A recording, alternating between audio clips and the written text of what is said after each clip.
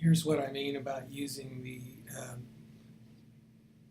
transform tools. If I get the rotate tool and set a center of rotation, I've already got a couple or 3 selected anchor points. I can move those anchor points as a unit and get different effects.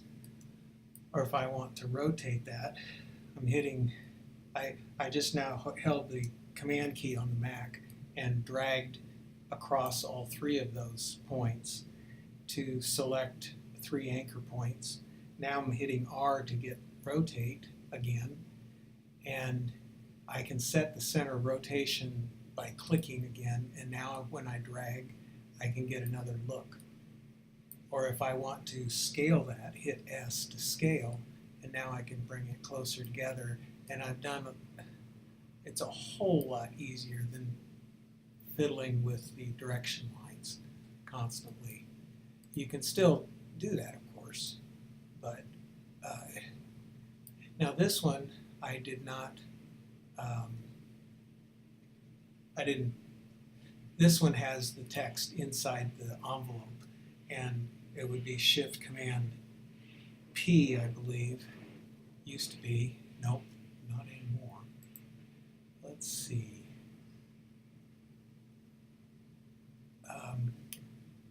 Under Object, Envelope, it's, you can't see it, but it is Control Command P. Let's try it. Or Option Command P, maybe. There.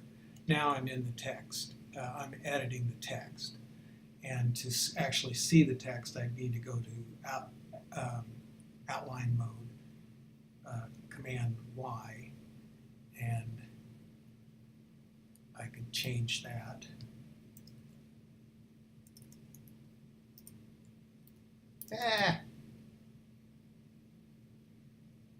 Shift caps. And now to go back, I just use the same key command. And let's see there. And it's need to go into preview mode, and that's updated. I find it easier though to do that. Now this image has this symbol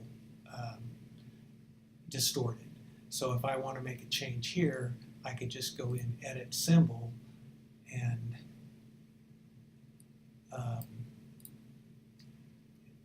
let's see here. There we go.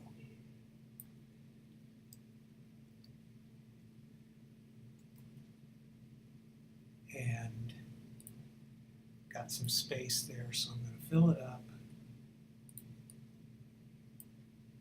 And now I hit Escape to get back out, and my image is automatically updated without popping in and out of the envelope mesh, distortion mesh.